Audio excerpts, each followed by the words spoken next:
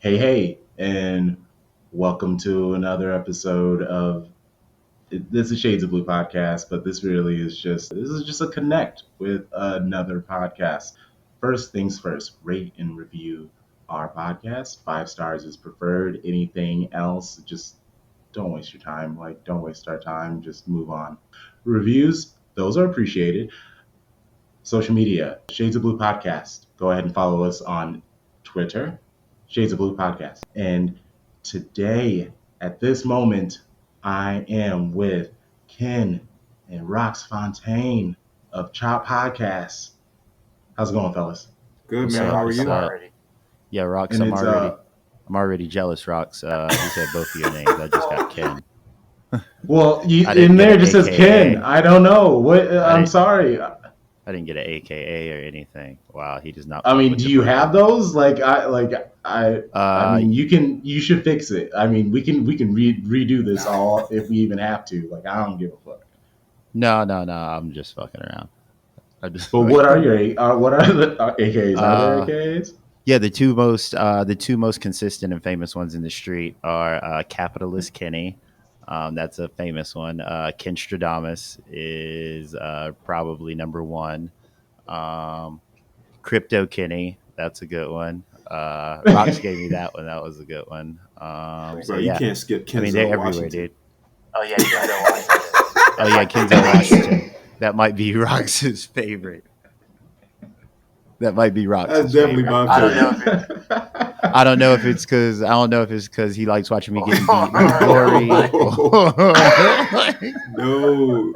There's a picture of Denzel that looks exactly like Wow. Ken. And I'm like, bro, this is Kenzel Washington. Oh, are you talking about that one from the Yeah, Mighty yeah. Quinn with him and Robert Townsend? Oh man, I look like '80s Denzel. Wow.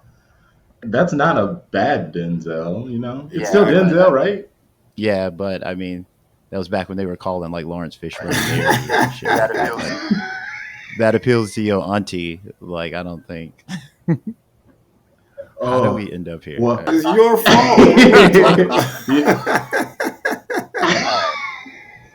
All right, my bad. Ken's living right now in Chicago. Rox is out in Yonkers, and he's definitely Yonkers because the second he popped up, he just went, You're, "Yer," it's even and I was right like, there. I "Yup, mean, yup." we thorough with it. You know what I mean?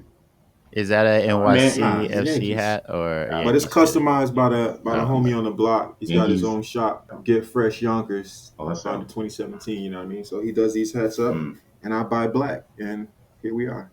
Tell me about y'all's podcast, what you have going on, because you also do blogs, you do a whole lot. You're talking about going to matches and trying to read stadium environments, multifaceted. So I don't even want to try to box you guys in. So just tell me about the Chopped universe. Ken, you got this one. I mean, like you said, it's everything. A lot of people, I'll put it to you this way: a lot of people like to focus on like one angle of something. We are just who we are, and that's how you get like our recommendations on stuff. You know, when we talk about games because we go to games. When we talk about jerseys, we talk about jerseys because we buy jerseys. It's not like, there's no sauce, like, there's no secret ingredient. Like, it's just who we are. That's how you get it, right? Like, it's just a really authentic way to try to spread the message of the game for people like us, and by us I mean black folk. That's what we're out here doing. What sides do you root for then? Do you only focus on the US? So I'm a homer. I'm only U.S. So I follow NYCFC, and I watch anything, but I'm definitely a homer. I do have a foreign team because I lived in Japan for like 8 years. So I do follow Omiya Ardija. They're in the Japanese second division right now. That is so on brand on Rocks. That is so Yeah, on brand outside for of that, Rocks. man, I don't really care. I kind of follow Manchester City because relationship, and I've been to their stadium, toured the grounds, toured the academy, played at the academy. Scored No, a I actually penalty. missed a fucking sitter over there, bro. It was embarrassing. It was embarrassing. Oh, he scored a penalty at another professional ground. Okay, there we go. But yeah, man, that's my thing. NYCFC primarily, but I watch pretty much any of the league or any games given the right cause. But I keep it at home primarily. The only appointment viewing I have is the Arsenal. So they are my favorite team. And then I pretty much just love watching soccer. So I'll watch any game anywhere if it's on, as long as I think there's like quality players and they're worth watching. Certain leagues, I like certain teams. I mean, everybody likes Ajax. Everybody likes either Real Madrid or Barcelona. I guess I've always been kind of a Galacticos at heart. So I guess I'd lean more Real Madrid. In Italy, I don't know. Juve, well, AC Milan, because AC Milan used to be the only Serie A games you could get on Yahoo. Shout out, shout out to people who were watching Serie A soccer on Yahoo Sports back in like What happened to 2003. Venezia? Venezia was like in Serie C that time. Like, oh, now, yeah, they got relegated again though. So, oh, low key, capitalist Kitty here. You should look at mid to low table soccer teams in other countries because a lot of them are selling bonds right now. So you yourself can own a portion of a soccer team for a moderate amount True of life. money. True life.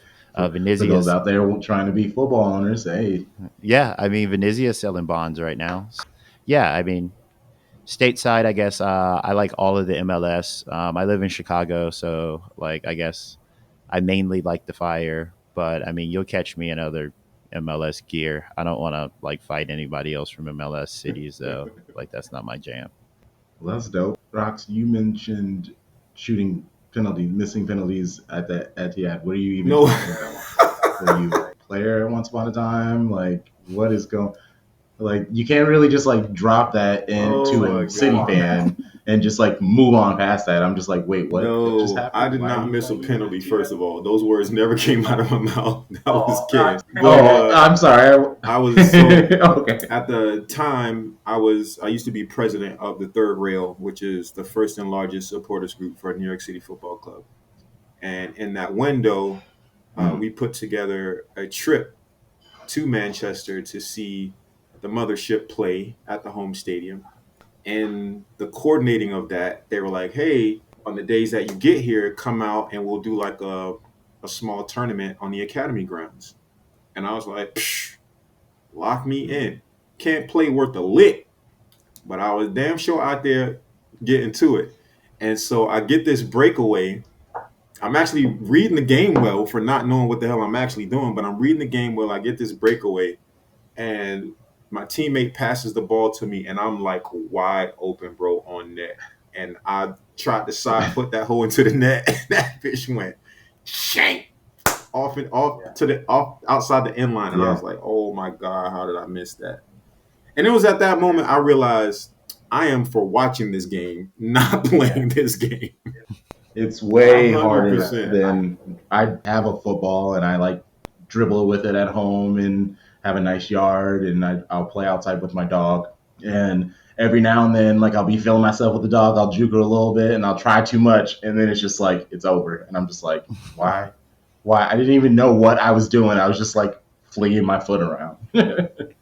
What about you, Ken? You a footballer? Like, what's a question to both of you? I mean, we'll start with you, but where does the love for football come from? I am of Caribbean heritage on my mom's side. So when her family would come from like across the pond from England, all my cousins and shit, all they'd talk about is the Arsenal, the Arsenal, the Arsenal, the Arsenal, the Arsenal, right? First discovered Arsenal when I was somewhere like 4 or 5 years old. So that was the only team I really knew of like for a really long time. And I mean, at this point, I was just a kid. Like, I wasn't playing travel soccer. I wasn't doing anything like that. Like, I was kicking it around in the streets and, like, playing summer soccer, because, like, that's what kids did, right? Like, fast forward, I guess, like college, first time I actually got to travel. And first thing I did, boom, was go to every soccer game I could, which was like as close as I could in like driving range, right? Went down to Mexico City, went up to Toronto, like, I was all over the place, right? Fast forward some more. And throughout this whole time, I'm still like playing and winning trophies because that's what I do. Like, what? I'm a good rec league player. So, I do like it's that. just, I don't want you to think that the whole from Mexico City to Canada went over my head. Like I'm impressed. You just going through the nations, just like clearing house. well, I mean, like, I don't know, dude. Like, you buy like an old cheap car, you might as well put some miles on it. That was like what I thought in college. I was just like, I had an old Accord that I like, I bought a second engine for it for like $700 or something. Only had 100,000 miles on it. Like, 100,000 miles on an Accord engine is nothing, right? So me and my little 93 Accord, zoop up and down everywhere. What did you like learn the step over in Mexico? When you're in Virginia, you like tightened up your touch, worked on the curl in Quebec. Like, how did you get your skills? How did that help? Well, I mean, I think playing street soccer in other places and just like meeting people, like that's really fun, right? Like a lot of times when you go to see games, or when you're just around, like especially if you're like in a stadium or something like that, like, you just meet people, somebody will have a ball, like, you'll see people juggling, like, especially if you're just wandering around the stadium by yourself. Like I recommend if people go to games to like just wander around the stadium, just experience it because there'll be like people like, yelling, chanting. Sometimes on TV it sounds like everything's in unison, but it's really not. All right. Like every part of the stadium has its different sounds. So, you just learn things while you're like talking to people and just playing street soccer. I recommend that everybody goes out and finds their local futsal court and just like kicks the ball around and don't get injured. Question to you, Rox. What's your origin My story to? origin story starts in Japan. So I was living there, like I said, that was my home address for a long time. And everyone kind of knows, well, if you have any interest in Japan, you kind of know that 7-Elevens there are very different than 7-Elevens in the United States. So there, it's like a full on bank. Their stores have great food. And you can also, mail things there. And they also have like an ATM that is not only for cash, but you can purchase tickets for events and stuff like that in it. So I would, often go in there and just play around in the kiosk and see like, what type of events are going on. And the town I was living in, Omiya, had a local soccer team. So I saw the tickets available. I'm like, this is interesting. Like I've never been to a professional soccer game, so let me go check it out. So, a week or two later, I buy tickets. We go to the game. I had an incredible time. And, the spark was kind of lit. But I didn't like, dive in or anything. I went to, I think, one other game after that there. Then I was in the hospital, came back to the US in 2008. And then in 2014, NYCFC was announced. And I bought, maybe it was late 13. But in any case, I bought season tickets and the rest is history. Like I was there for opening day. I didn't miss a home game or a regional game for the first 5 years of their existence. So Philly, DC, New England, Red Bull, I never missed ever in 5 years. So I was locked in. Like I said, I was president of the supporters group, met a bunch of people, did a bunch of stuff, never compromised on anything, kept it super black. And here we are. I love that. That's okay. So then, did you say how the pod then became a thing? How did you guys So meet? we met in 2020, Yep. pandemic year. Yep. So everybody was, hosting various Zoom meetings and watch parties. And because, we couldn't do our normal 1-2 step, everybody was so used to getting out to games. And, that social aspect of soccer really took a significant hit due to the pandemic, as did everything else. But, soccer If you people are was going to be soccer outside. people. If you was And, they outside. wanted to connect. So our homie Jake was hosting Zooms, and Ken and Jake know each other, and I just happened to be in there because I know Jake through soccer. And, we were just talking in the chat. Everybody's, conversing about this, that, and the third. But, sometimes, in general conversation, the way things are said or the specificity of a thing will let you know where somebody is really at. And me and King just kind of connected in that way because, like, we just kind of read from each other, like, we super black with this. So, Ken had the idea to do a pod, and he was like, "What do you think?" And I was like, "Can I be on it?" He's like, "Yeah," and that was that. The rest you would say is internet Yeah, man. history, I We guess. started rocking. We did, a couple weeks of concepting, and we put together like a rollout. That was the first and last time we did a rollout. First time we ever did a First and last rollout. time Yeah, we ever did a rollout. they were like, But yeah, forget we put it all this. together, Yeah, concepted, and we really wanted to just speak about the game our way. We felt like there was a space available for us to do it this way and authentic to ourselves. And so we took that opportunity and, it's working. We really have fun with this. We just came off a brief hiatus because we were just kind of like resetting. Everything moves so fast in internet time, right? And so, we're kind of only like really just starting to really come out of pandemic stuff. So we took the reset. Ken did a fuckload of behind the scenes work on reconcepting, restructuring, refocusing, reformatting, whatever. And yeah, cooking. Love to hear that. I saw you guys were.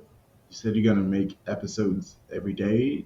Like, is that a serious thing? Like, you shortening the episodes? Like, how does that work? Is that secret sauce? well, And it's also about finding what fits your model, right? Yeah. And as our model kind of evolves, we kind of have a set point for what we kind of want our media to be, right? So, like, like we have a vision of what we want our podcasting to look like, right? Boom.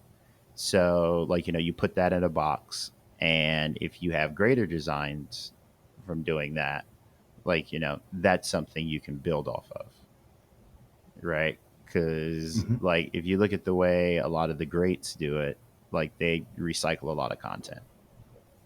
And content creators get like a lot of like touches out of one piece of content. So, Oh yeah, no, just like in this last episode, I have like 20 clips from the episode that we can post throughout the day.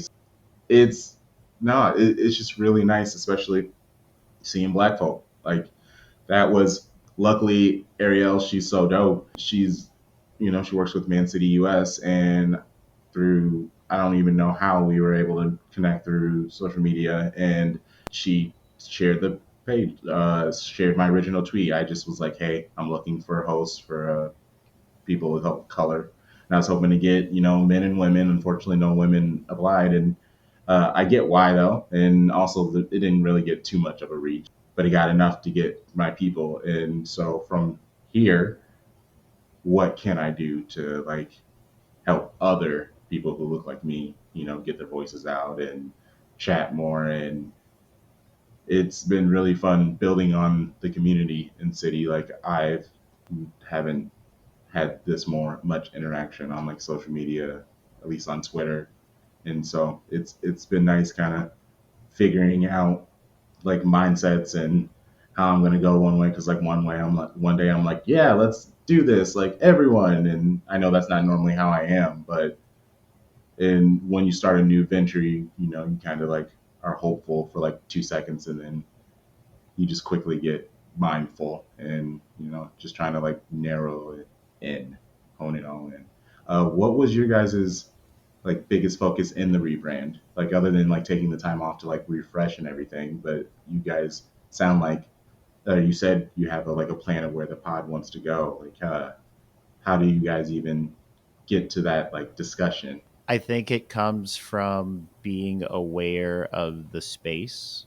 When we first started, the podcast landscape was a little different, both in like terms of the black soccer space itself and kind of the lens that like it kind of existed in terms of like what was there.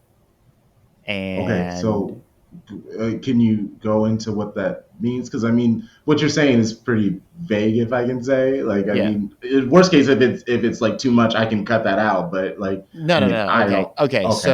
Okay. When we first started, most of the black soccer podcasts in the space were either like interview podcasts or just like standard like shoot the shit podcast about like just regular soccer stuff, right? And Hmm. they just sounded like other podcasts, like nothing Hmm. wrong with that, but I mean they were all like they were just very clearly just like they very clearly saw this model of like this is how you make a soccer podcast, right? Which Yes. was probably created by white dudes and just cut and pasted it in that way, Yeah. right? Yeah. So we didn't do that with our podcast, right? Like our podcast is built like a radio show. It's built like it's built with cues that like I feel like people like us would understand and relate to. That was what we really, I don't want to say that's what we really leaned into, but that's what we really made sure that we kept the content about, right? Like when we talk about stuff, like we try to make it as cultural as possible. Like now we do kind of like game reviews and like stuff like that because that's what the streets want. But like at our what like at our essence, we talk about like all this like we talk about a lot of cultural stuff. Like we talk about like stuff from jerseys to just like what's Hmm. happening in the streets, like fashion deals. Hmm. Anytime like shit's happening with like stadiums, like different types of sponsorship deal, like like that's the stuff we're talking about. Once you kind of take it in that direction and like pull it in that direction, everybody goes that direction. After a while you have to stand around and you have to say like okay, like where do we want to take it next? Because if we're going to look around and continue to chart it, you want to continually chart your plans based on where you are, right? Because sometimes you might have to take a left a little earlier than you wanted to take a right here or something, like but as long as you're still moving in that same direction, like you have to change with the landscape. All right. See, I fucks with that. Like the way that I work, there's a way to say everything. I understand you were trying to be like the politician answer at first, and I was just like, all right, I don't really understand that. So I appreciated you like getting into the nitty gritty because yeah, I mean you're not wrong. I mean podcasting, everything's kind of like a white man sport. Everything is a white. It's the world that we live in. So that's brilliant when you say that when black people we start a podcast and we're trying to figure out how do we even do it. The first thing that people do, they listen to podcasts of their elk, and they then try to be like that. And at first, when I listened, I was trying to listen to not be like them, and so I can avoid like the content and stuff like that. Now I'm listening to support, and I'm not even like thinking about that because my people, our opinions vary, and they are now feeling comfortable enough that they are becoming their own people, if that makes any sense. Because you know how like podcasting is at the beginning of it. I mean, luckily you guys, Rox, you being the president of a fan club, and Ken, you playing all the football and meeting all the people that you, I'm sure you guys were more comfortable in your voices when you started podcasting. But and I personally, the podcast I was in, I had been doing that for 5 years. So coming on and just like saying things and like calling people out or saying some shit or just like blackness, there's nothing to worry about unless you should like worry about that stuff, especially if you're like being truer to ourselves and we're adding ourselves into, like you guys said, a landscape where there really aren't many of us. So it's one of those things you can hide who you are and like alter who you are, but part of you is it's either eventually going to slip out and people are going to then have to react, or you can be yourself and make the proper adjustments from there. And I think it's just kind of like easier to be yourself. And if I'm the one who's like drinking and cursing on our podcast, and that's not necessarily all of their things. And I'm not necessarily even saying that that's blackness, but being myself in itself, as black people, we don't normally get to do that. And so I remember when I was doing my old podcast and I was like drinking on it, and I did it with another black dude, and he was just like, "You're just gonna like drink and stuff on camera? Like, what if people see that?" And I was like, "That's the point of a podcast, is for people to see this. Like, what are you worried Yeah. about? Like, we want people to listen. We want people to like. If people are getting shaken up that I'm drinking, They're not then these are listening the to it. people We're who just I don't saying it. really. Yeah, I don't. Yeah. Yeah, they're just like trying to get me. And I also live in Southeast Iowa, and it's a very small area. And as black people, half the time they really are trying to get you. And so it's that's a tough thing that like him battling, and my way of battling is just like coming into a place like, "What's up, motherfucker?" And and I just wanted to try to bring that energy to podcasting, but also with my co-host show that there are different perspectives and energies and shades of blue, as in City fans. That's where the silly fucking pun came from. I just love your guys' story. I really hope that that's what you got out of this mouth ramble that I just did. Was I saw what you guys do, and I respect the fuck out of it.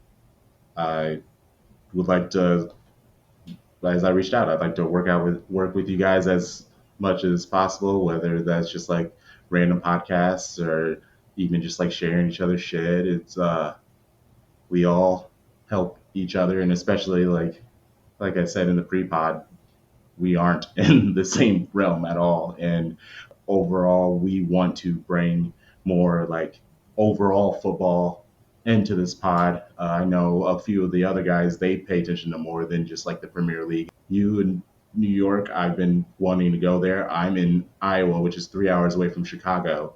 So I've You been should come to meaning, Chicago. You should definitely come to it's like, Chicago. it's going to happen. And like I said, you're up You in should Yonkers. I got come. some people I'm gonna connect you with, Rox. But what were you saying, Ken? Here is a formal invitation to come on June 17th. That Saturday, Juneteenth. We're having a pretty big. There's going to be people from DC up. So like Rose Room people are going to be here. So like I believe Doug is going to be here. So if you want to meet the legendary Doug, like I believe he's going to be here. Jake lives here, so like that's going to probably be an event that a lot of faces are at. So I formally invite you. You should come meet us all. Technically, don't have anything planned, so I will look at that and I'll get back into you because that would be dope. Because yeah, like Yeah, not this in weekend, next southeast, weekend. yeah, yeah, I know, but like in here in the southeast Iowa, there's not a Juneteenth thing going. I mean, there is, but it's like sad. It's like old people And singing hymns and shit. Yeah. yeah, Yeah. and like it's just churches trying to like get people to come, but it's like, yeah, it's and I want to go where it's an injury. It's supposed to be a celebration, baby. What's the best atmosphere in a soccer match you've ever been to, like individually? Had to be MLS Cup last year because you get the. I've been to a bunch of different games, whether I was a fan of the team or not, but that game in particular sold out. It's the biggest game of the MLS regular season. NYC fans showed up probably like, I mean, in the supporter section alone, it was probably 2,000 deep, but there was probably closer to 2,500, 3,000 in total that came across the country. And man, it was loud in there, loud, loud, loud for 90 minutes. Great game, very tight, very slim margin, kind of as designed. MLS wants parity in the league, and we had it that night. Portland gets that late goal to level. Then we go into extra time, then penalties. I mean, just an insane game. So that's definitely the number one for me. Number two would probably be the first time NYCFC went to Atlanta. and that was just all Atlanta. Like it might Mm. as well have been no Whoa. NYCFC fans in there because they was in that bitch rocking, bro. It was probably, I think it was a 70,000 Yeah, night. It so was, whew. I went to Atlanta the first year, hanging out with some friends, and I tried to get tickets, and yeah, it sold out. A friend went to a match and got me a hat, so I have like a real nice leather hat from them, and that's the closest to like the MLS I have. And I should be an NYFC fan, and I technically am. I just like really haven't delved deep into the MLS, and that is where I mess up. Ken, what about you? Um, let's see. It's hard to top Nigeria, Ghana, and Egypt in 2006. African Cup of Nations. It was a group stage game. Nigeria and Ghana. Um, I think Nigeria won. Taiwo uh, scored the only goal, I think. So it's hard to top that. Rox, you said a little statement. MLS wants parody. What do you mean by that? If you're willing to like delve into that, I mean, even like simply because I'm sure a statement like that has like deep, and especially how tied you were to NYCFC. I'm sure yeah, all kinds of details of the MLS and how they move. Yeah, get him Republican rocks. Absolutely fucking not. I Oh mean, man. for better or for worse, this is the model that has sustained in the US, right? A bunch of people had a whole bunch of ideas about how it's supposed to work, and they had their shot and it didn't work. I remember even when, well, yeah, we'll keep it at that. Other people had other ideas about how it could work or how it's supposed to work in the United States, and it didn't work. MLS is the sustaining model, and MLS decided that you can't just let the money go crazy with the richest people, or you're just going to end up with a lopsided system that no one cares about, right? It would be basically like watching the Harlem Globetrotters run around and wash all the competition because they're not actually competition, right? So MLS decided that everyone needs to be able to believe and have hope that their team can win it all at every stage, every season. Yeah, you're selling copium. So I like yeah, that. Go for Yeah, it.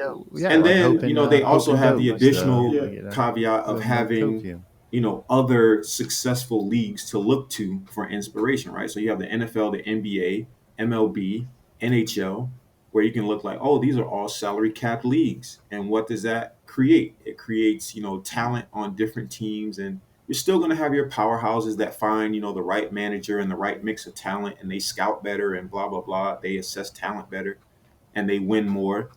But overall, the system is designed so that if you can put together a team that understands the mechanisms of the league, you too can win. And so, like I said, for better or for worse, MLS has done that. Now we're seeing the result of that because every year you have no real idea who's going to actually win MLS Cup. You have no idea. You can speculate all you want. No one was certain that NYCFC was going to win MLS Cup last year, right?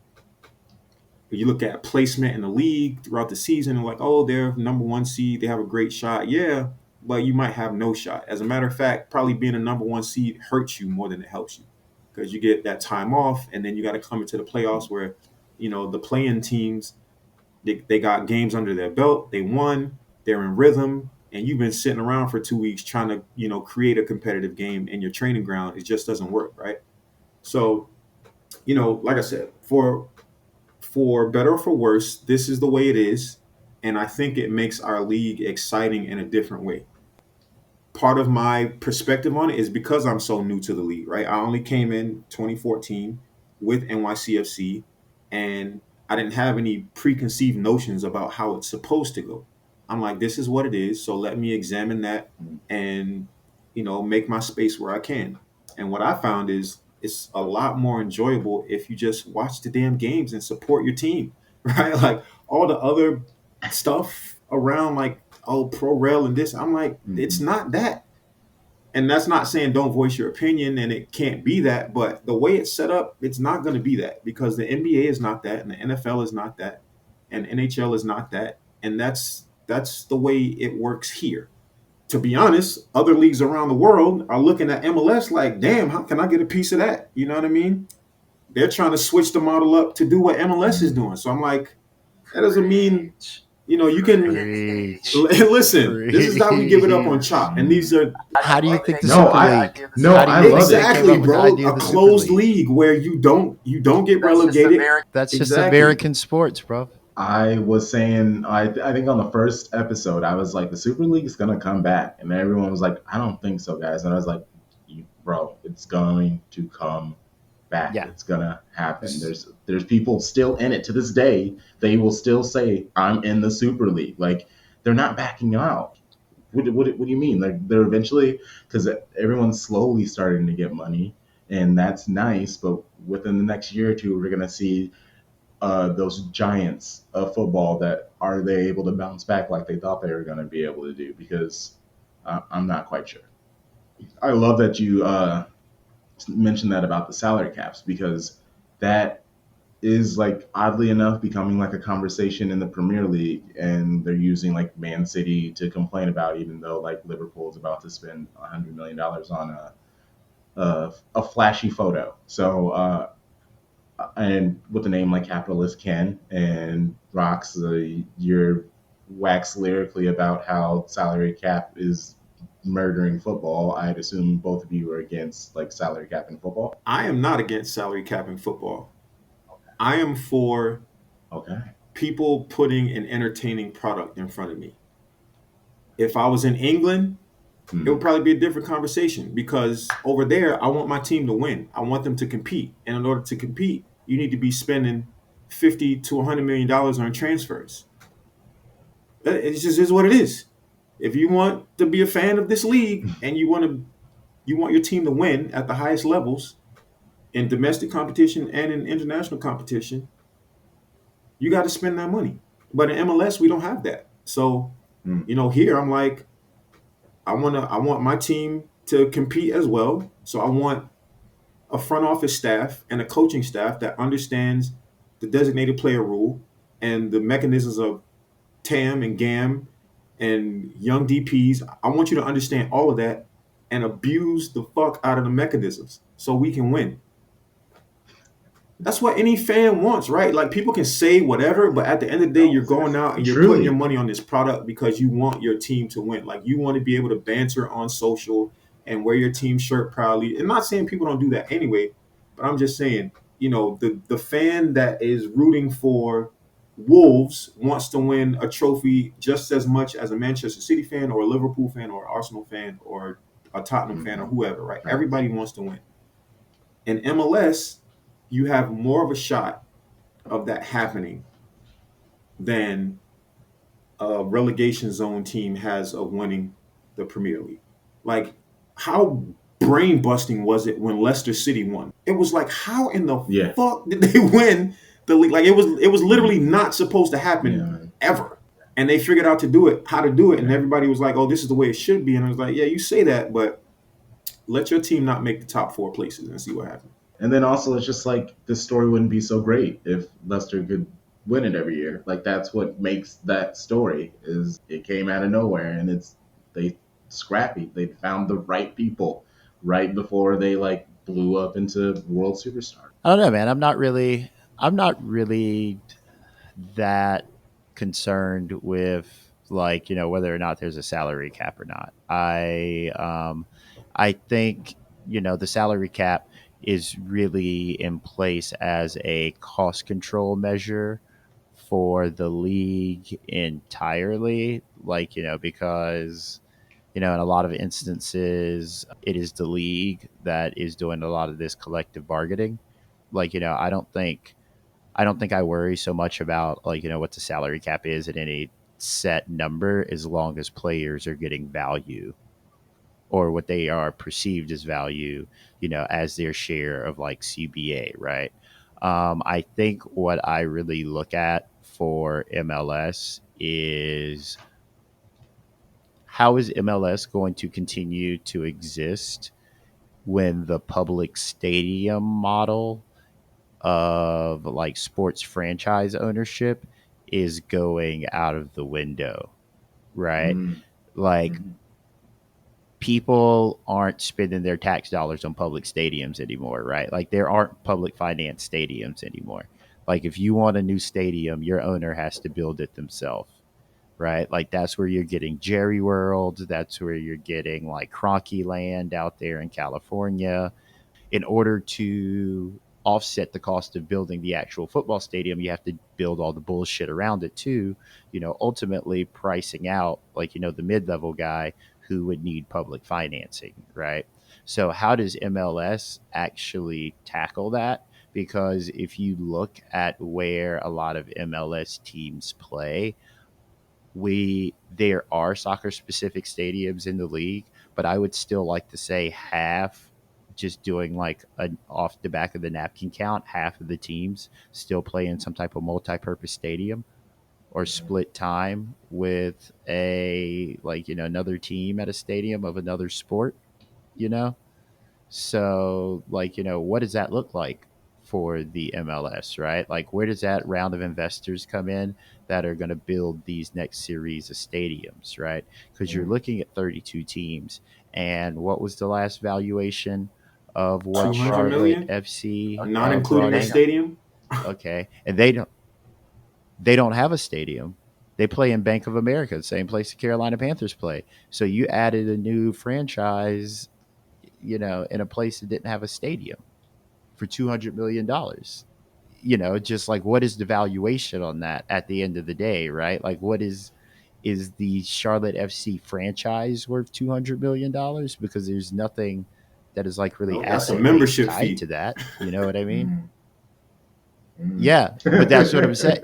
But but that's what I'm saying. That's my more pressing issue for MLS is ultimately there's going to have to be some type of contraction in the league as things start to tighten. And the question is, what does that look like? Because Sorry. the For 32 now, it team, looks like MLS Next Pro. see how they're like offshooting it to like kind of give people more power. Like, these are the things you have to think about when it comes to the differences in American soccer and European soccer, because a lot of people don't understand European soccer clubs are their own individual independent entities. Like MLS is a franchise league, right? Like it's Mm. like, it's like McDonald's Yeah, League exactly. Soccer, basically, right?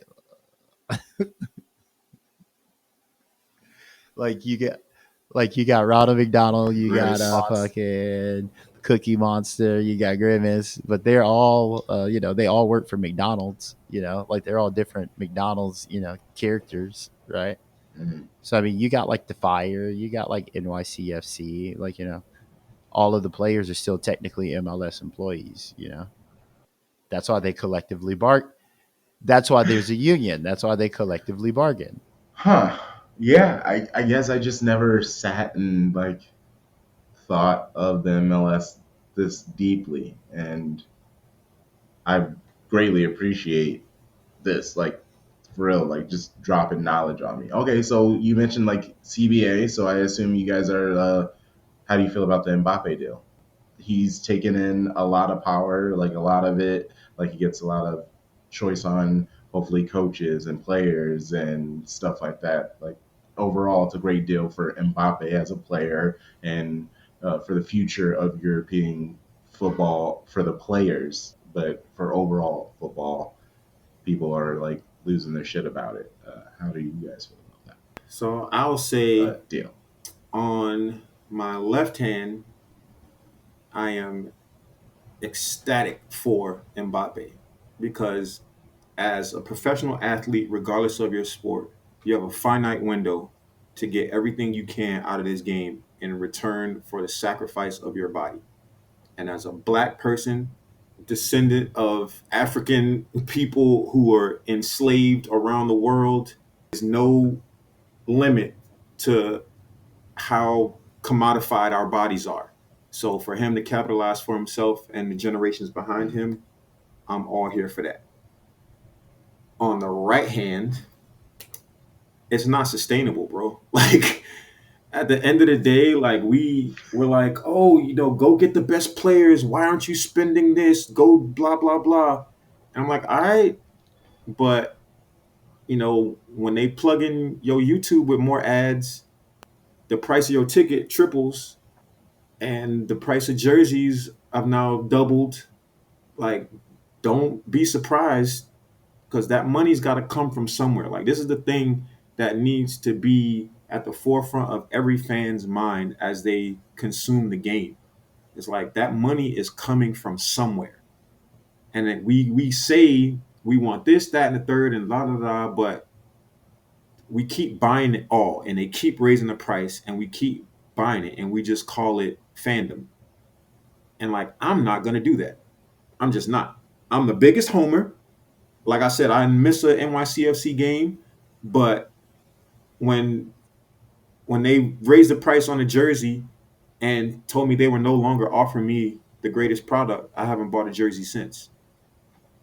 Straight like that. Mm. Or when my team that I love so much, I hadn't missed a game in 5 years, told me that the star player had sexually harassed an intern, I canceled my season tickets because like that's the only thing we can actually affect is the money. And if we're not affecting the money, then we just kicking shit on the internet. And I know it's not that easy in real life, but just me personally in my practice, I try to practice what I believe. And I believe that money, no, not believe, I know that money has to come from somewhere. And there has to be a cap somewhere. There has to be. Because otherwise, the next talent, every kid right now is training to be better than Mbappe, right? So when that next generational player comes along, like what is his transfer fee? Is it then 500 million? A billion? Like when does it end? Right? There has to be a cap somewhere. So, like I said, I'm happy for him as an individual, as someone who lives in a capitalist world. Like that's a big win for him. But as a fan of the game, like, bro, where are we going? Especially in the Premier League, like this shit is crazy. We've watched transfer fees rise from 20 million to 300 million in less than 20 years. That's crazy, bro. I mean, it actually all makes sense, and I I'm actually I'm actually quite happy for both sides because this is a marriage of convenience, right? Like, let's not kid ourselves, Facts. right? Yeah, yeah. Like PSG, owned by the Qataris, like they have a World Cup in 8 months, right? So they literally have to give Mbappe more money than God to convince him to stay in Paris for another year or two until after the World Cup. And then he can probably go do what he wants, right? Because I mean, he only signed like a 3 year deal. So, Yep. he goes and plays in the World Cup as a PSG player. The best player in the world goes to the tournament as a PSG player. That is what this is about, right? And they have the money to do it because like this is how oil money works. There is no recession if you own oil, or if you if you own oil, there is no recession. And I mean, Facts. super So fact I is, I mean, used to work Yeah. in the gas like biz. It is outright recession proof. Period. I mean, like these guys are spending a different level of money because all of that money is liquid. It's not like paper money. It's not like money on the balance books. Like, this is hard currency, right? To them, it is no object, right? Like, they'll just push gas up a couple cents tomorrow if they feel like, Yeah, we say Hey, on the pod all the time, hey, we want to help City out this summer for transfers. We filled up our cars. Like yeah, we are at the point where we are just like, let's just buy into it. We know City, they were about their business from the jump. They do such good finances now, and they're able to finally translate that through their transfer policies. Between all the things that they do and all the connections that they have, they bring in plenty of money. The oil money definitely doesn't hurt, but it's like my big thing is like I just want you guys to do your better takes. Like if you want to do the oil money thing, like Ken obviously knows what the fuck he's talking about. Like if he wants to insult City about oil money, he can do it in very creative and imaginative ways. And that's what I'm saying to people. If you guys want to come at me with like a fresh new take because I'm literally gonna fall real. asleep.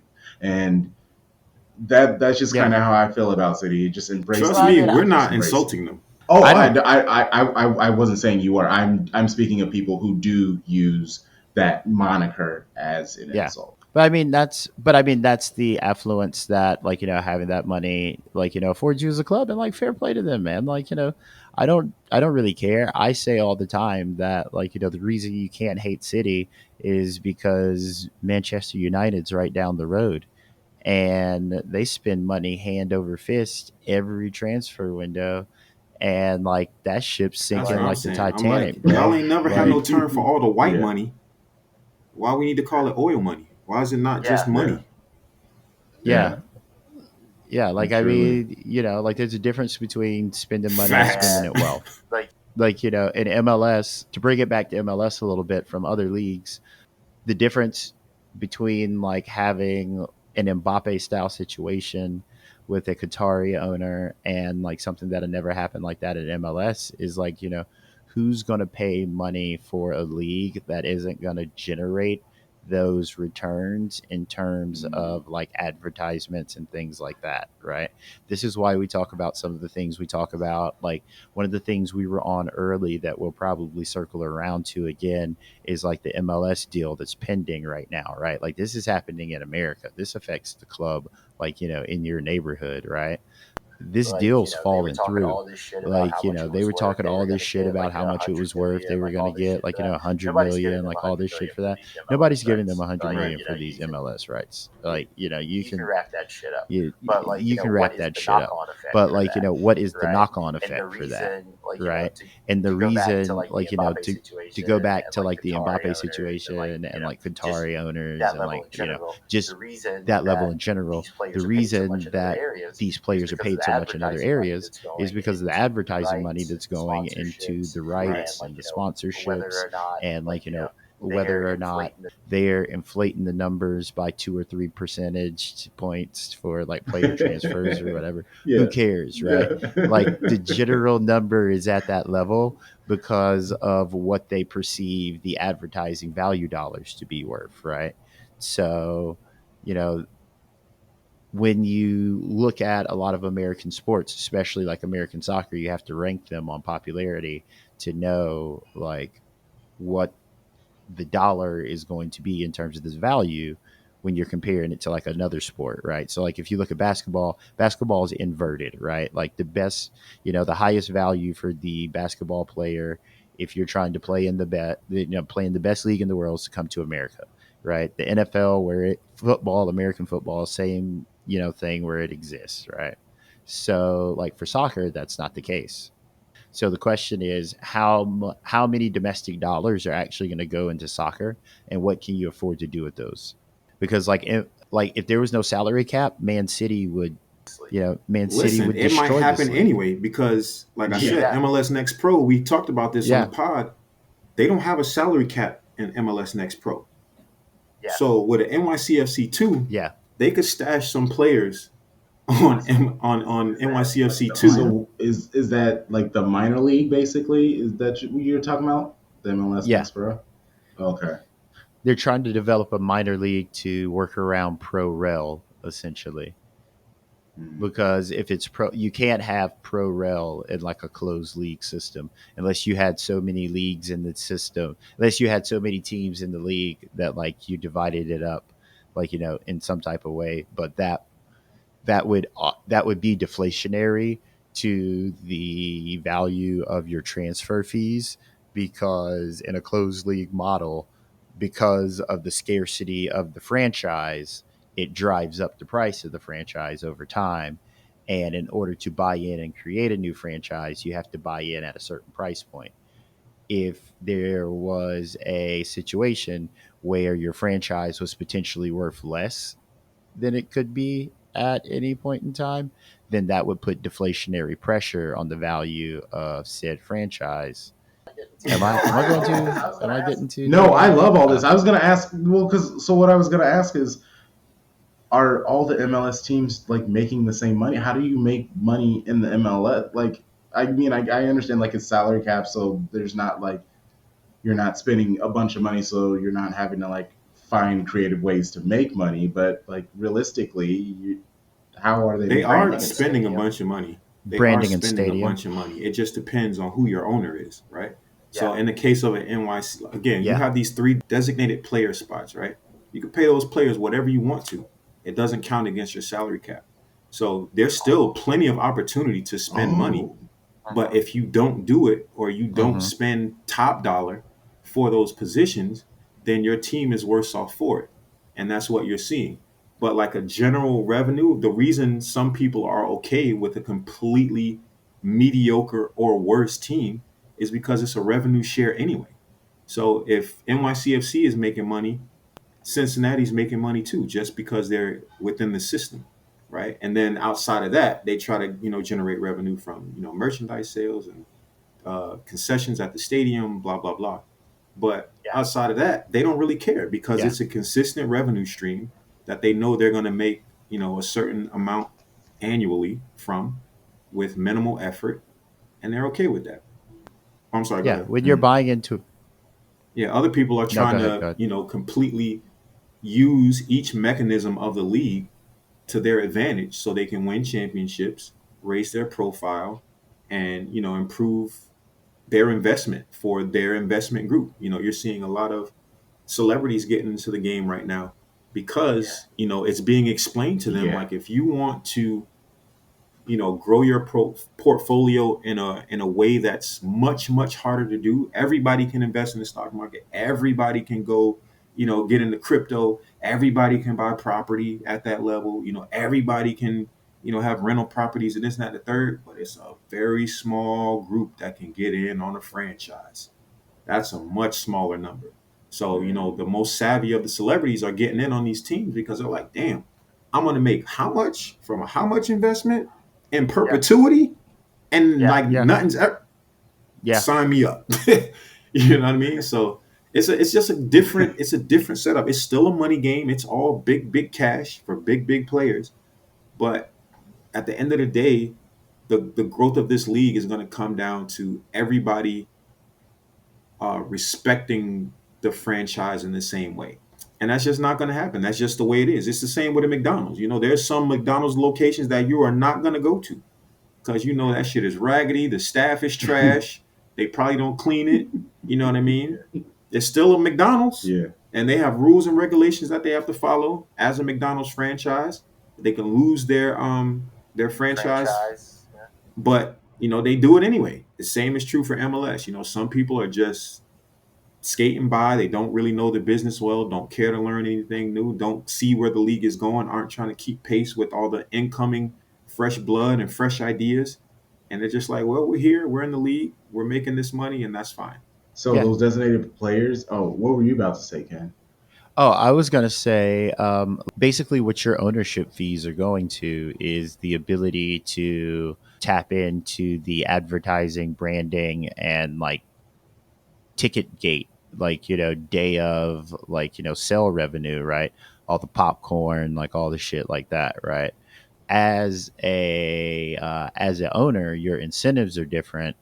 When your main source of revenue is not tied to the performance on the field, right?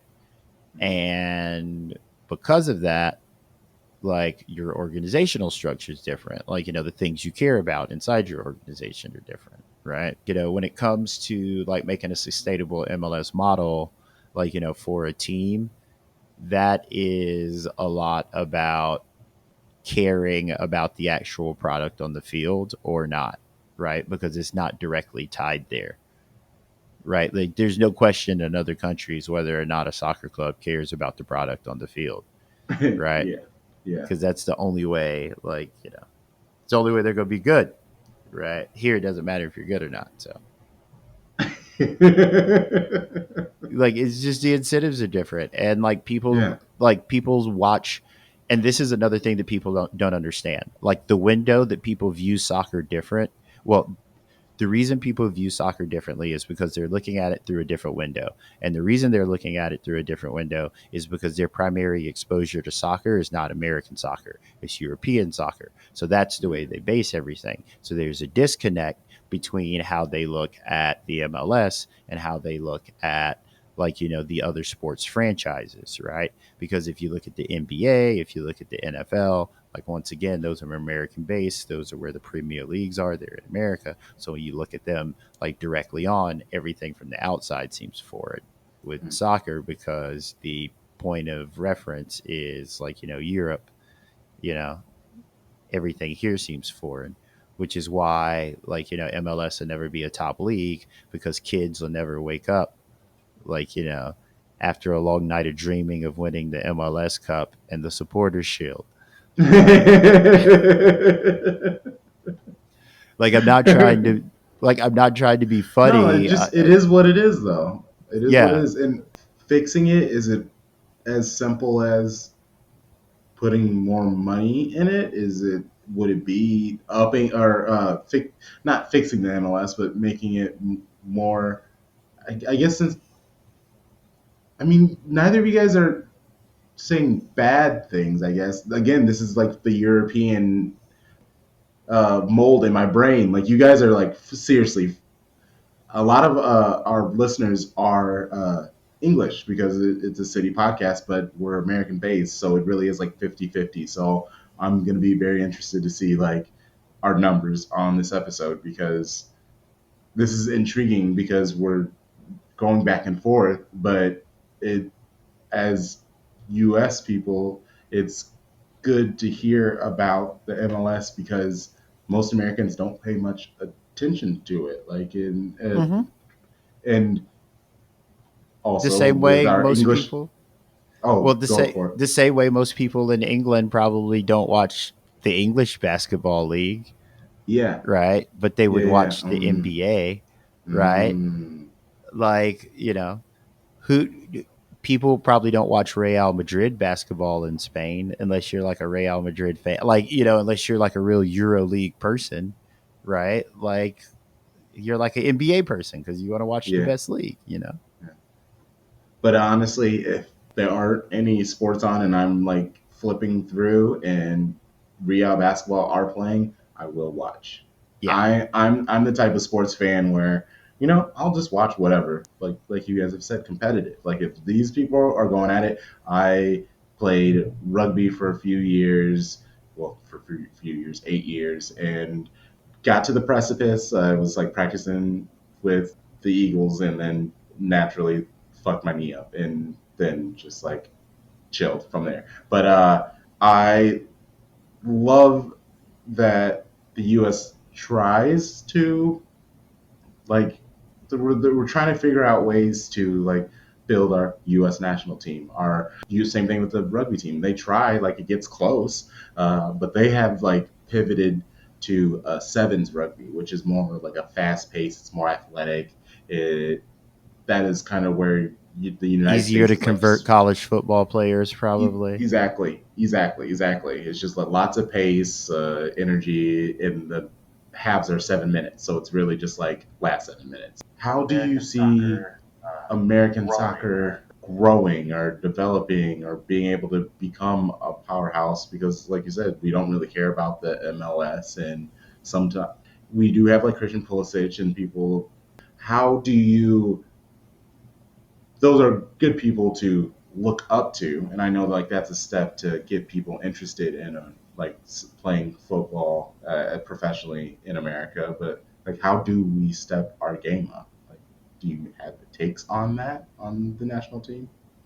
This is as good as it's gonna get, my G. Wow, I was waiting for more. Okay, okay, yeah, No, yeah, yeah, I yeah. mean you don't have to. No, you don't have to. That's it. That's great. No, you nailed it. Well, I just was oh, wow, really? It's just like it Okay. was just like sinking in. No, it's great. You don't have to delve into why like at all. No, no, no. I'm It's perfectly fine. because I get it. Um, But what about you, Rap? no, Do you feel the same Not way though? exactly. yeah. Go ahead, So Rox. for me, if there's any growth to be had beyond where the league is right now, because I think they've done most things right as far as building a sustainable league and putting an entertaining product out for people who are interested to watch. You don't really get much from me there, right? Where they can grow is market to black people.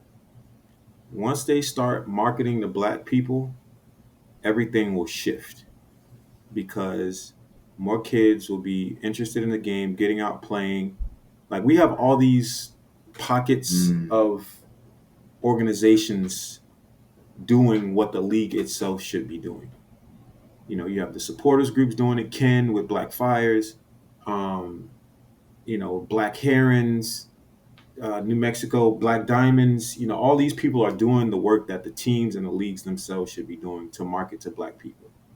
And once they do that, then our interest in the game will raise the profile of everything, including the play. Now, I think Ken is right in saying like this is as good as it's going to get because when our top talent is playing soccer, they won't be in MLS for long, right?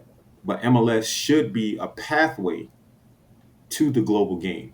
So your domestic stars should be more George Bellows, who's from Atlanta and playing in Atlanta, and then goes off to Europe. Like that should be happening much more than it is right now. But we're already starting to see progress on that front. But there's more to be done, specifically as related to direct marketing to people. Right now we have the blackest U.S. men's national team we've ever had. Yeah, but I mean, upon further review, actually, yeah. Hold on. You know what? This is on brand. This is on brand for the rebrand. This is on brand for the rebrand. I'm just trying to think of. I'm just trying to think of how. Just trying to think of how hot I want some of my takes to be. Well, I Um, mean, this will be on our feed, so I mean, get as fuego as you want because you can just be like, hey, I prodded I you didn't. into it, I didn't authorize. I didn't authorize his edit to go out. Is that what? No, no, no, no. Okay, so I don't know, man. I just don't.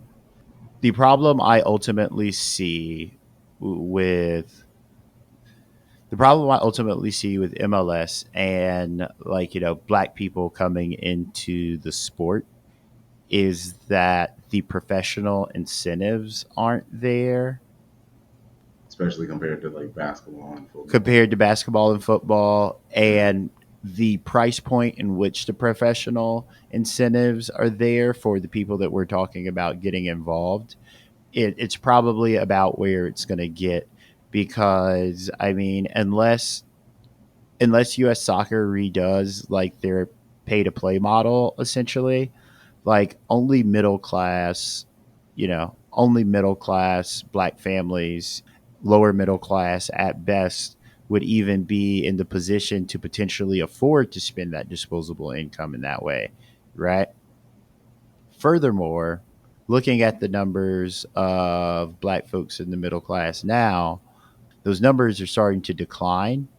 So MLS is actually looking at headwinds when it comes to like the affordability of their sport for people of color, right? Without it being subsidized at some point by like a soccer club or like something like that, right? Like, without making this take too hot, like, I think that it's going to be more difficult than people will think based on the representation of the national team. Because let's just be for real, the national team now is basically held up by a bunch of niggas from Europe and a couple niggas. What? No, Well, no, it's true. It's funny because it's true. It's I mean, true. we've got like, I mean, outside of Yunus Musa and Timothy Weah, like a lot of the core of our black contingent are like sons of military personnel from either Germany or like, a base in Europe somewhere. This idea that there's some type of like, black organic renaissance, like, isn't exactly like, true in terms of like the growth of, in terms of the representation in the team compared to the domestic growth of the game for like people of color, right? Because I mean, you're starting to get more of these guys, but if you just look at how many black people are on the team, you would assume like, you would assume pickup, travel soccer was fucking AAU. You know what I mean? You know what I mean? Yeah. Like it's just, but when you look at the composition of like travel soccer in that way, it ain't AAU. That's kind of my So point, though. It's like I'm in agreement with you there, but for me, that is the marketing will resolve that eventually. Because what will happen is you market to black people, they say, I'm not paying $5,000 to put my kid in soccer. And they go build AAU for soccer.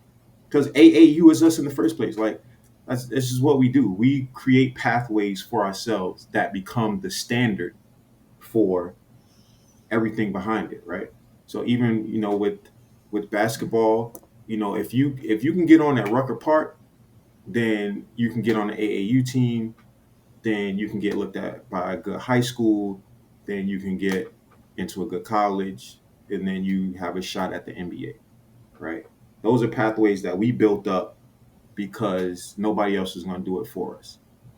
And I feel like one of the traps that we can fall into is looking to club soccer to like, you know, uh, scholarship our kids in and this, that, and the third. Like, fuck all that, man. Fuck that academy. Like, if you need to do it for whatever reason, go right ahead. But I think for us, we need to be building our own pathways, like street soccer and things they're doing in Atlanta like that. And Nivek Soccer School. So Tavon Gray's dad, he has a soccer school that he runs, and he trained up his boys on his own. Like that's the type of thing I'm talking about. When we have that type of expertise that can create a pathway and take care of black boys and put them in position in that way, it will get very, very different for soccer as a whole in the United States. I agree with you. I just don't think the money's there, It, dog. it could be. Like MLS, It is not now. MLS is good. Okay, well, here's a hot take for your podcast. Everybody, American soccer is going broke. Ayy. There we go. Ayy. We were just talking in the last episode about how they're pricing people out. And I mean, that is technically what businesses do before they have that like last croak. They start like raising the prices for no reason, even though the product and the quality isn't deserving. The of reason is high the U.S. price. Soccer Foundation is a big ass Patreon right now. Yeah. Yeah. I mean, if you Please if help you want me. some facts, like Like seriously, if there's anyone who's gonna know, yeah, no, yeah, if you want some I, facts. yeah. Well, I I mean, mean, that's how like your English audience like probably is listening to this like this sounds nuts. But I mean, for the most part, if you're in England, like, you're not paying to, like, play on a team. If you are, you're paying like very minimal amounts, right? Because a lot of it is subsidized by like either the football club itself, like, the more richer the club is, because like they're investing in you for when you sign your first pro contract, like those are actually your player rights, right? Like that's what your transfer fee is for. Here in MLS, there's like there are no transfer fees. Once again, the clubs have different incentives in that way, and because the clubs have different incentives in that way, what your MLS club spends its dollars on is going to vary widely. but those three players. So is that what most MLS teams do? They just try to get the best players that they can afford for those three designated players, and then everything else they try to do their best.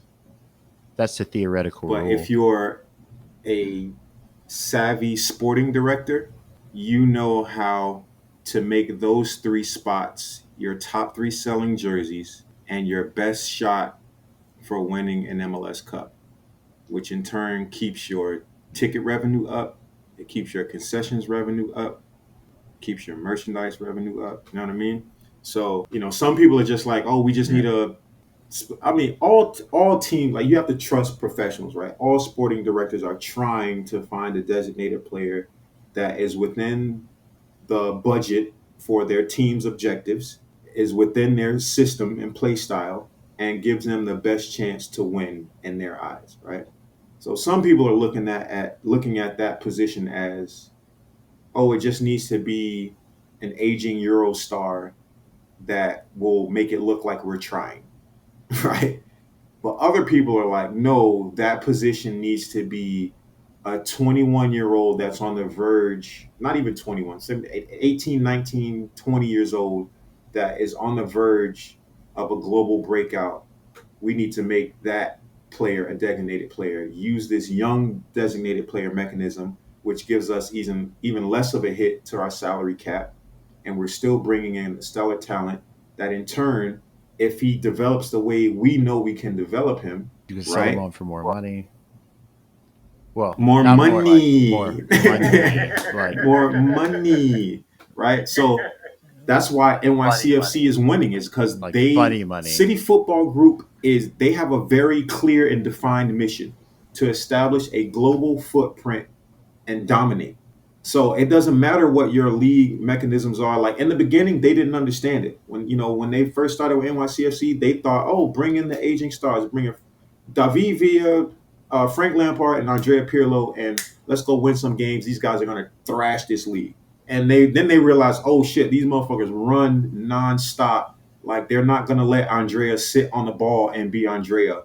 They're not gonna let Frank, just kind of pilfer around in the box. Like, they're going to dog him for 90 minutes, right? So they reset and said, wait a minute, how do we actually do this?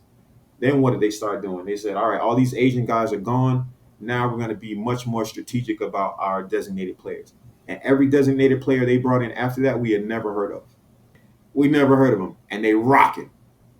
Now we have young designated players. Now we have Tati Castellanos, who they brought in at 19 years old. Now he's a Golden Boot winner, an MLS Cup winner, and England is looking at him like, yo, we need this guy, right? And that's going to be a thing that they can repeat over and over and over and over again. Now, every player is not going to pan out, but they understand how to, one, choose a player, and then two, how to develop that player and give them the best shot to be that. And then if they do it, excellent. If not, we'll go get another one. But other teams don't have that type of global understanding of the game, and that, scouting reach to be able to look in South America and Brazil and Europe and Africa, like all these places at the same time, and all this data that they've collected over the years from the Manchester City scouting network. They just don't have that. So, people who can figure it out have a great shot to win. And you still have your powerhouses like any other league. You have your Seattle, you have your Portland, you have your NYCFC, you have your Atlanta, even, right? These guys have great networks that understand the mechanisms and how to scout talent. The rest of them are using MLS for something completely different. And that's why you're going to start to see well, not start to, but that's why you kind of see American players struggle in the MLS to like really get a solid footprint as like top stars a lot of the time, because a lot of the time the path they've had to take is through like a pay to play model where, like, just in terms of the input of like the labor, just the price point that the laborer has to pay to participate to even start down the path of becoming a soccer professional in this country. Like, you're limiting your domestic pool in that way, right? Like, other countries around the world don't have that problem. So, like, you see it magnified in MLS when those designated player slots aren't going to American players, right? Like, ideally, like if you were building the league, you would want your designated player spots to mostly go to American players, so you could use those players as branding opportunities, right? But if it doesn't go to American players, then, just that league wide branding becomes more international in a way that isn't necessarily beneficial. Like it's Yeah. not beneficial for every league to be like internationally known. Like you know what I mean? Like you want to be a domestic hit before you go international. So like a lot of times MLS loses out to other leagues in the American market, right?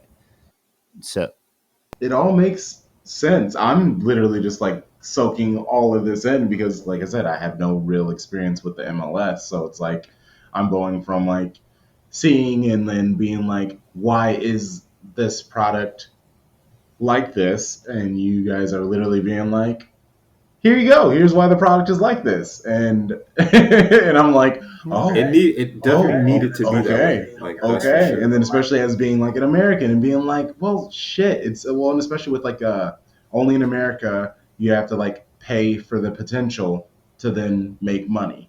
And like yeah, that's how it is with the soccer. It's just in a lot of our like soccer fields are like closed off and locked and stuff like that. Like it's not a basketball court. It's not like you can just play football wherever. Like well, American football, you can just play that wherever. In soccer, there's not just like random goals anywhere around here, or at least where I live. I mean, y'all are in bigger cities, so I'm sure there are more available. But like here, there's no place where you can just. They just built one downtown. I lied, but it floods, so there's a good like 3 or 4 months where it's unplayable or it's incredibly muddy. So it's just like that's most of the time how it is soccer in the U.S. It's tough, especially as like an everyday person who, like you said, doesn't have the money for all of the things that you need to purchase. and if you just think about the standardization or the well, actually, I'll say it this way: if you think about the way sports has been professionalized at earlier levels in the game for kids, it becomes less and less likely that you're going to have a street legend anymore because the Mm. game is so professionalized at a young age. Like you got 8-year-olds walking around in like arm sleeves, right? like, like you know what I mean? Like Yeah. you got 10-year-olds like standing there like Ronaldo taking their free kicks, right? Like some of it's emulation, but like a lot of it is just a professionalization of like what people perceive to be the game and what perceives to be making it, right? And for other sports, those price points to achieve that professionalization is very low. For soccer, for those price points to achieve those professionalizations, especially in America, is very high.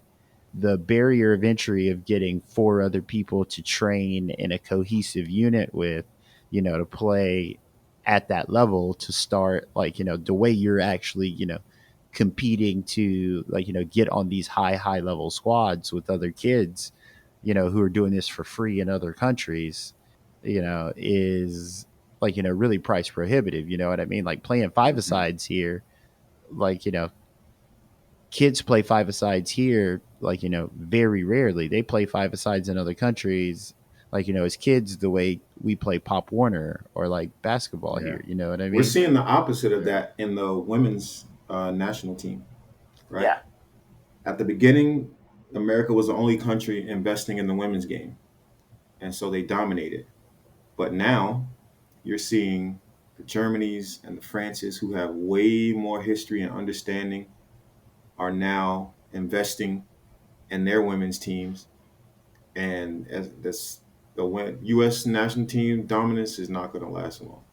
It's a good thing they got that deal in when they did, because I was just about to say that. I was like, so then they cashed in at the right time, then, huh?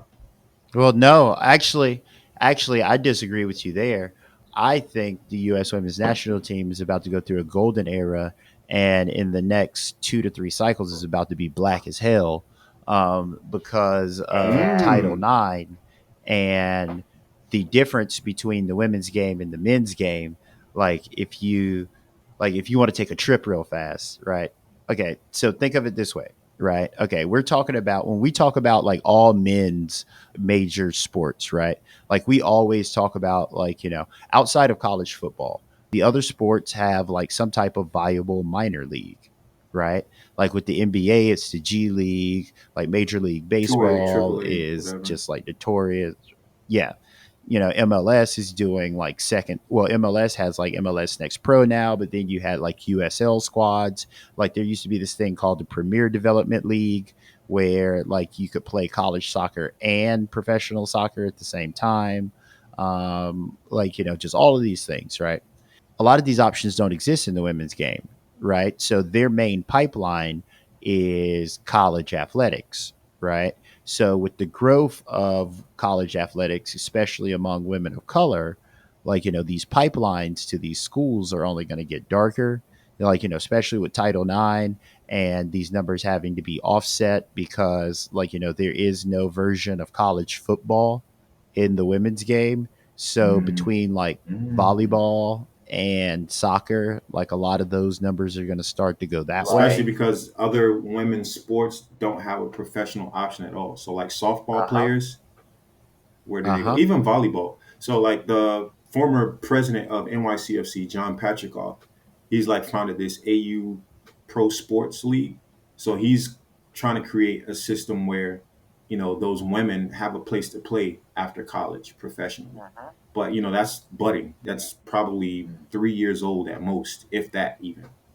So, Yeah. Ken is right in that point where Yeah. soccer becomes a very enticing option where you're going to get great support in college and have a place to play professionally when you get out. So the U.S. women's national team is only going to get darker, right? Like, it's going to start the way pay to play is going to matter more.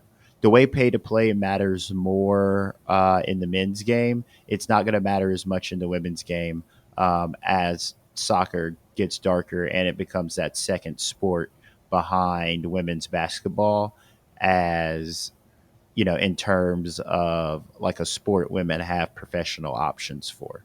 And they have a lot of options. Yeah, because men have a lot of professional options. Men have like 4 to 5.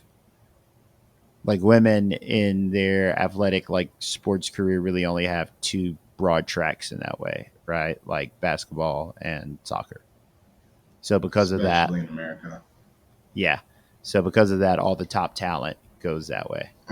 So you're going to see less of a discrepancy in talent between like the two sports in the way you would between like NFL and MLS.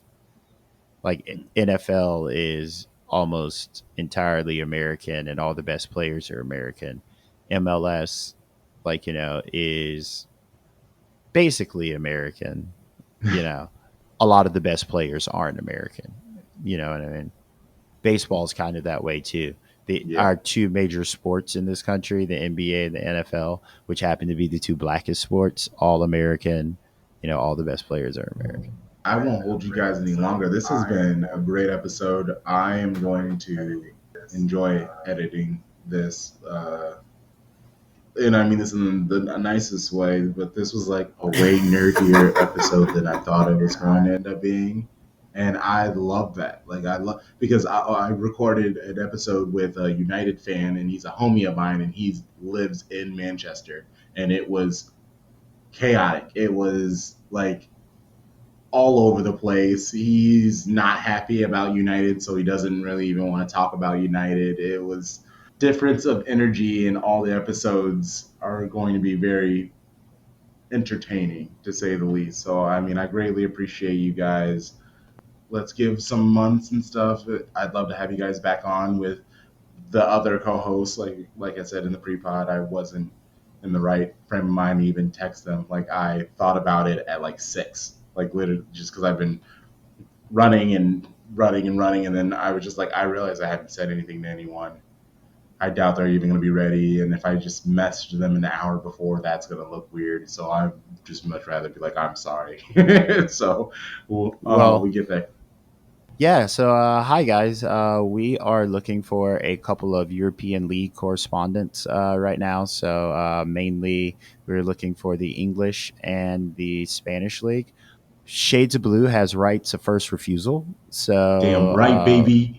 if they refuse, then we are looking for someone from the English League, for the English League to do a bit of commentary for us, and we're definitely looking for someone for the Spanish League. Sorry, German fans, we've already got that one locked up. with Sus the real. world's greatest German podcast, 50 Plus Derner. Rox has referenced Jake before tonight, so big shout out to Jake. Boo, boo, boo, boo, boo. I don't have air horns in here. I have like clapping and cheering and like angry and music and energy, but I don't have air horns. That was the end of the episode. I greatly appreciate Capitalist Ken, Rox Fontaine coming through, doing the thing, Hey. spitting the knowledge. If Let people know how they can peep you guys, pay attention to what you guys are doing. Go for it. So I mean, that's my Go normal ahead, job Rox. anyway. Since, Listen, if you want to get in the conversation yeah, with since you us, we busted are my shit on earlier. Twitter at Chop Soccer Pod, on Instagram at Chop Soccer Pod. If you want to reach out to Ken individually, he is at Barbie's Fave Ken, Favken. And I am Rox Fontaine everywhere. The name don't change and the game don't stop. You know what time it is. Hey, yeah, Wow. that's it. Chop Soccer Pod, both platforms, Twitter, Instagram. Barbie's Fave Ken, both platforms, Twitter, Instagram. If you see me laying in bed eating eggs, know I had hell of a night. And you know the vibes. Shady gang, shady gang, shady Hell yeah. gang. Fell asleep drunk and I woke up in the shade room.